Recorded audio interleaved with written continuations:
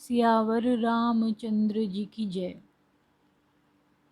इस तीर्थ राज में स्नान का फल तत्काल ऐसा देखने में आता है कि कोयल बन जाते हैं और बगुले हंस। यह सुनकर कोई आश्चर्य न करे, क्योंकि सत्संग की महिमा छिपी नहीं है। वाल्मीकि जी, नारद जी और अगस्त्य जी ने अपने अपने मुखों से अपनी होनी जीवन का वृतांत कही है। जल में रहने वाले, जमीन पर चलने वाले और आकाश में विचरने वाले नाना प्रकार के जड़ चेतन जितने जीव इस जगत में हैं, उनमें से जिसने जिस समय जहाँ कहीं भी जिस किसी यत्न से बुद्धि, कीर्ति, सद्गति, विभूति, ऐश्वर्य और भलाई पाई है, सो सब सत्संग का ही प्रभाव समझना चाहिए। वेदों में और लोक में इनकी प्राप्ति का दूसरा कोई उपाय नहीं है। सत्संग के बिना विवेक नहीं होता और श्री राम जी की कृपा के बिना वह सत्संग सहज में मिलता नहीं।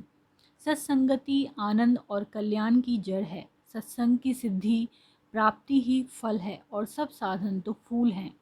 दुष्ट भी सत्संगति पाकर सुधर जाते हैं। जैसे पारस के स्पर्श से लोहा सुहावना हो जाता है, सुंदर सोना बन जाता है, किंतु देव योग से यदि कभी सज्जन कुसंगति में पड़ जाते हैं तो वहाँ भी सांप की मणि के समान अपने गुणों का ही अनुसरण करते हैं।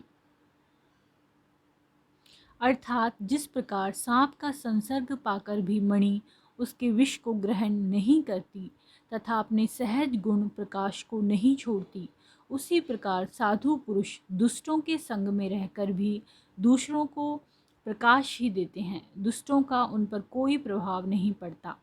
ब्रह्मा, विष्णु, शिव, कवि और पंडितों की वाणी भी संत महिमा का वर्णन करने में सकुचाती है। वह मुझसे किस प्रकार नहीं कही जाती। जैसे साग तरकारी बेचने वाले से मणियों के गुण समूह नहीं कहे जा सकते। मैं संतों को प्रणाम करता हूँ जिनके चित्त में समता है, जिनका न कोई मित्र है और न शत्रु। जैसे अंजलि में रखे हुए सुंदर फूल, जिस हाथ ने फूलों को तोड़ा और जिसने उनको रखा, उन दोनों ही हाथों को समान रूप से सुगंधित करते हैं, वैसे ही संत शत्रु और मित्र दोनों का ही समान रूप से कल्याण करते हैं। संत सरल हृदय और जगत के हितकारी होते हैं। उनके ऐसे स्वभाव और स्नेह को जानकर मैं विनय करता हूँ। मेरी इस बाल विनय को सुनकर कृपा करके श्री राम जी के चरणों में मुझे प्रीति दें। सियावर रामचंद्र जी की जय।